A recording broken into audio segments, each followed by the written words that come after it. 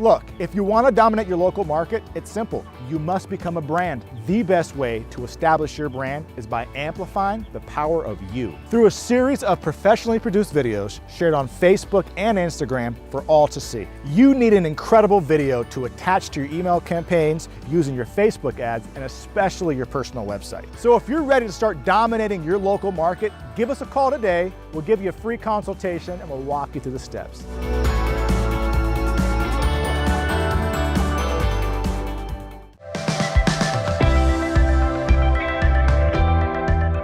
Welcome to the show. My name is Jeremy Poole, and I'm the host of The Moments on Real Estate Social, where we explore and celebrate the necessary transformational process one must go through to achieve a high level of success in the real estate industry. Today, we have the great pleasure of hanging out with Israel Hill. Thank you. Israel is the branch manager of the John L. Scott office here in Northeast Portland, Oregon. Thank you for being on the show, my man. No problem. Excited. Absolutely. So, Israel, as you know, the name of the show is called The Moment. What would you characterize as being your moment or your series of moments that has allowed you to become the man you are today as branch manager at this fantastic office in Portland, Oregon? So I think I got two moments in my life that kind of moved me in a direction. Okay. One, 2004, December of 2004, I'm sitting with my dad out to dinner, just a local little pub that he likes to go to. Right. And I had to tell him that day that I was going to stop working with the family business. Oh, wow. Now, just a little bit of background. I grew up here in Northeast Portland, working class family. Sure. My parents got together at 17 and 19, and I came along right thereafter. Wow. Then they got married. They've been together, thankfully, now quite a while. I won't age myself yet. My dad and mom worked really, really hard, I mean, the whole time, just to put food on the table, take care of us. Sure. And so I put myself through college, first one in my family to go to college. And when I finished, when I finished college, got married, my wife was still in college and needed a job. I'd done some sales, but I needed to make some real money, take care of my wife. Sure. So my dad offered me a job. 2002, I had always done part-time with him through college, but I started working full-time with him. Wow. Now, a little perspective, my dad has a landscaping company, which is great. I was really thin back then. That's hard work. Yeah, hard work, but wasn't what I want to do the rest of my life. Yeah. My dad was excited though to have me, it was our family name on the truck. Yeah. He was excited to have me as part of it. So I remember when I had made up my mind that I was going to do something else, I was going to get into real estate, and I had to make that decision to sit my dad down, and I felt like break his heart a little bit, but I knew that I wasn't going to be able to have the goals that I wanted to accomplish following in his footsteps. So that was a big day there for me. Yeah, well, great story. So second moment comes along after about a decade or so of real estate, having a good time, enjoying the lifestyle, enjoying meeting people, greeting people, doing this, doing that. Yeah. My wife came to me after we'd been married about 10 years and said, I want to have kids. Now, that was another moment, which became two moments because we had two kids back to back. And at that point, I realized that just in case there was ever a crash, I wanted to have a check every 2 weeks, not be reliant on commission. Yes. So my wife quit her job. She was going to stay home with the kids. Okay. And I started saying, okay, how was I going to transition my business from a real estate business where I thought I was happy with, doing great, into a branch manager where I had a little bit more of the things that she wanted. Healthcare, Right. 401k, time with the family after 5 where I didn't have to take calls or show clients. That's big. So that was kind of a true adjustment. So those two big decisions for me, that kind of put me where I am today. Okay. But those were the two big days. Wow. So I'm glad that you brought that up. So I understand this office was in pretty bad shape when you first took it over. Can you tell us a little bit about that and how you were able to turn things around so quickly? So I had been looking into management opportunities, and I had gone from a couple other companies to John L. Scott in Woodstock. I was working there in Woodstock, looking at some opportunities, maybe doing some assistant manager, things like that. And there were some positions that came up in the area, and I interviewed for them, talked about it. But none of them were really a good fit for me. Sure. Maybe the office was smaller or they were in a different area. I'm a Northeast Portland boy. I love the area. I'm familiar with it. I grew up here, fourth generation in the neighborhood. Wow. So when this opportunity came up, I said, wow, that's great. I looked at it on paper, large office, lots of possibility. But when I came, after I got the job, came and sat down, the dust had settled. At about 24 agents, down from the peak of about just below 70 through the recession down to 24. And the culture was a little sour, a little negativity, Okay. some backfighting, infighting, backbiting, whatever you're going to call it, Right. between some agents here and there. And when I looked at my producers, even though they said I had 24, really had about 14. So had about 14. I knew that that was going to keep the company in the red. That wasn't going to put me where I want to be with my goals. Right. So first thing I started doing was looking at what I could do to affect and change the culture. Right. Because, let's be honest, there's hundreds of real estate companies. I mean, you drive around the block, you'll see a dozen right in my neighborhood. So I had to figure out, why would someone want to work here with me in this office? And that was right away, that was the first thing I focused on, was adjusting the culture, changing the vibe, Interesting. adjusting the energy in the office. Excellent. Okay. Well, for all you branch managers, can you kind of tell folks how you did that specifically? Well, first and foremost, you have to realize that it's your business, these are your people. You need to work in harmony together and be happy as a group. So you can't just, the old real estate adage is just like, grab as many people and see what sticks, right? Right. You can't do that. So You many can't people do that, yeah. You have to be selective. Okay. So the only way to be selective is to get in front of more people. So I would find that I'd spend, on average, all the time, a couple hours a week, a couple hours a day, just going through my list of who I wanted to talk with. Okay. What I wanted to talk to them about. Sure. Maybe I just wanted to meet them, right? Yeah, Just right. get in front of them. I'm not recruiting everybody, but I wanted to know what made them successful, Yeah. see if it would fit in my culture. Great. In addition, I think that we have powerful sales meetings. Yeah. So once a week, try to get those people that are interested or thinking about it to come join us. Okay. Just come check it out. That's See cool. if you like the energy. Right away, I'm going to be able to tell if you're going to fit in with everyone else here. Yes. Doesn't mean we're robots. You don't have to be the same. Right. But you got to fit into the culture. That's beautiful. So worked on that a little bit as well. And then my biggest thing for me as a branch manager is, I was an agent that was recruited by a number of companies before. Okay. I've been there. I've had those conversations, and I didn't like those conversations. I mean, who does? It's like, repeatedly, I'm busy, I don't have time to take this call. Yeah. So what I said is, okay, what about finding people that are new to the industry?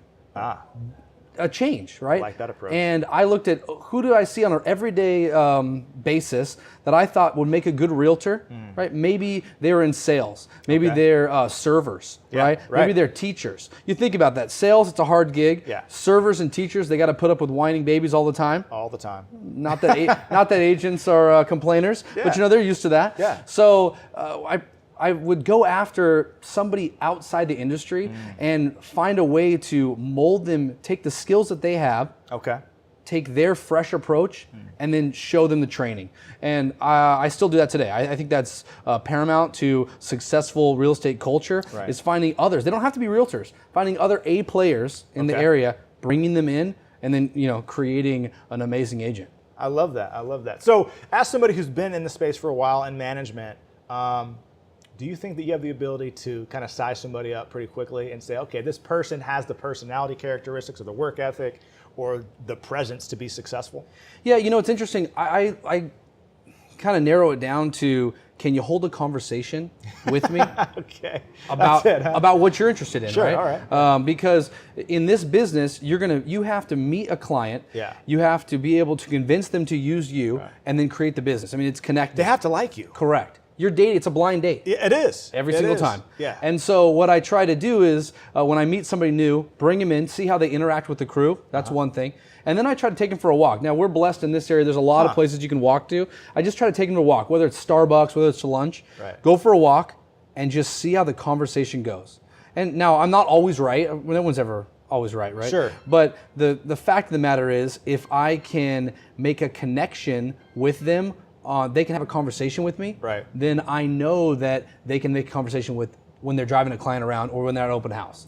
And so I think that's a good barometer to finding someone that's going to be good in the business, just how they hold themselves with someone they've never met. Right, it's key. Because we're all good with our friends. Yeah, absolutely, right? yeah. That's fine. But how are you with just somebody that you've never met? Can you start up a conversation? Are you interesting? Right? Do I want to keep talking with you? I mean, that's part of the business. That's key. That's so key. And so just from that interaction right there, do you think that you're able to walk away from that situation and say, okay, this guy is going to be amazing, or this gal or girl probably won't make it? I think so. You think so? I think so. Yeah. I think that, in real estate, they say only 20% stick in the business in 2 years. Okay. Right. So I've been managing for 4 years, and I have about 80% of my agents have stayed in the business. Wow. Right. For John L. Scott, we've taught the #1 new agent in the region for the last 4 years. Right. Wow. We've had that, and so okay. Well, hold on. That's pretty incredible. Why is that? Because again, I'm trying to bring people that are passionate, new to the business, want to learn, and build the culture. We have a successful culture here. So if you build that up and you can share and trade and do things with other agents, right? So we build very collaborative culture. Yeah. So we have other agents in the office. Maybe they're a little too busy, Sure. and maybe they have a team, maybe they don't. If they don't, hey, maybe they can help a new person for 6 months, right? Get them going. And if I can get you enough business in that first 6 months to get you over the hump, Right. you're going to stay in the business. I love that. I love that. Already I can tell that as a manager, you're incredibly engaged. You have a great personality. Anybody who works here is lucky. So that's fantastic. Are you hiring right now? Oh yeah, definitely. You are. We're always hiring Okay. selective people. Selective right? people. So what are you looking for? If you are watching this and you're a brand new agent, or maybe you're looking into the space, because we actually have a large population of people who are thinking about coming into the space of real estate. Sure. So talk to them. Like, what kind of characteristics, what are you looking for in an agent who's going to come in the space and crush it their first year? So I want someone that is on point with their goals, right? They have a focus of what they want to do. They are excited about the possibilities of taking advantage of their own time, right? I mean, you think about other jobs, you have a ceiling of where you're going to go. In real estate, there's no ceiling. Problem is there's no floor. So I need you to make sure that you're willing to jump up and take advantage of what's given to you. So hard worker, right? We're looking for someone that's dedicated to putting the time in, doing the activities, doing the engagement hour every single day. Wow. A number of those things, Right. they just have to buy in. Sure. If they buy in, then and if they're doing everything, right? If they're Yes. doing everything and Yes. it's just not coming, I have enough leads and other things to give those people to get them going, but they have to show me, right? So the same thing. It's like I'll pull you out of the ditch, I'll get you going, Yeah. but your motor's got to be running, Okay. right? If you don't have a motor and you're not willing to take the steps it's going to be Right. to be successful, then maybe the agency down the road is for you.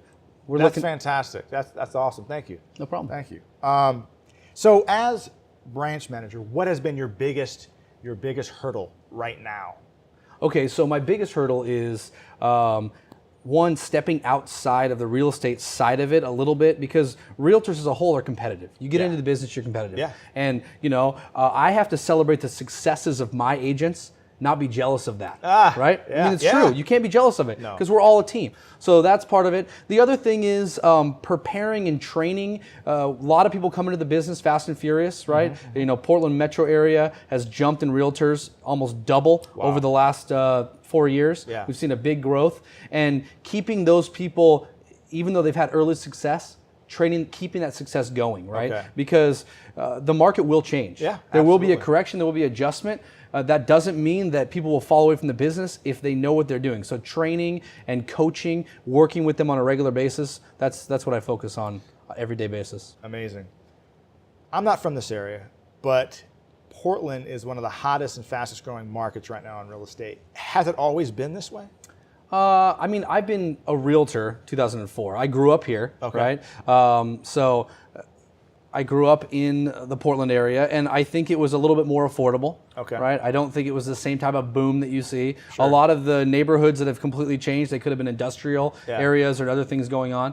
But the fact of the matter is that we are the most affordable West Coast city. You right? are, okay. For the main cities, right? Right. We're not as expensive as Seattle. That's pricey. Not LA, not San Francisco, right? We are in the chain. It's an affordable West Coast city. So we get a lot of telecommuters, people that are doing tech jobs, say, Yeah. hey, I can work in Portland. Airport's pretty easy to get in and out of. And so it's booming, right? Yeah. Now we have an urban growth boundary that's pretty tight, and that keeps the development kind of into a small area. Sure. That supply and demand, right? It's pushing the market up. We have cranes going up. No doubt you saw those driving in. Oh yeah. Cranes everywhere. Everywhere. In fact, I think we're in the top 3 right now with cranes going up in major cities.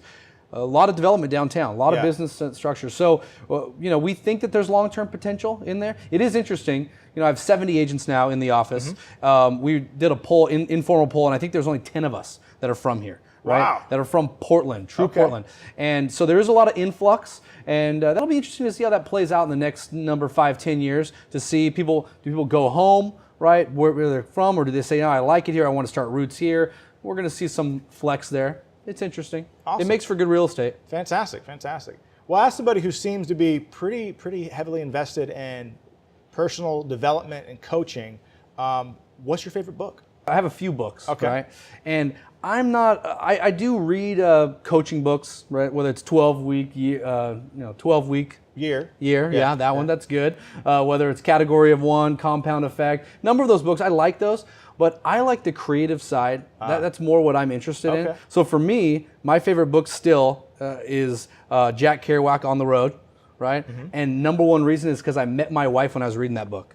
So it was at Portland State University, met my wife reading that book. I like the creativity side of it.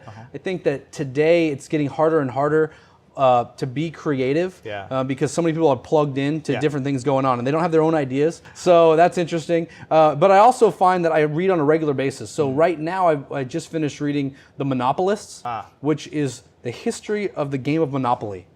And you might say, well, what's the point of that? Well, it's interesting because it tells you the tale of what we all know of Monopoly, like guys in the Depression, makes his board game, saves his family, right? When you find out going through is all of that's a farce. In fact, it was created by a woman in the late 1800s. Very interesting to see how that, and it's a funny book, goes through a number of the things involved. But why I like it is because just because somebody tells you this is the story or this is how it is, doesn't mean that it's true. In fact, if you dig deeper and get into it, so somebody says, well, you can't do that. Or somebody says, well, you're not going to be good there. Or somebody says, well, somebody else can do it better. That's not true. You can write your own story. Right? Nothing holds you back. And so don't always buy what somebody else is telling you as the story. Amazing. So if you weren't in real estate, what do you think you'd be doing outside of being a history major? Yeah, see, I started to teach history and the pay was just not there, unfortunately. But I think if I could do whatever I wanted, right, I'd like to live on like some tropical island somewhere and just write books. And that would be great. Write and read books, mix in a Mai Tai, that kind of stuff. Awesome. Well, Israel, thank you so much for being on the show. No problem. Lots of great information. Stay tuned. We'll see you again next week.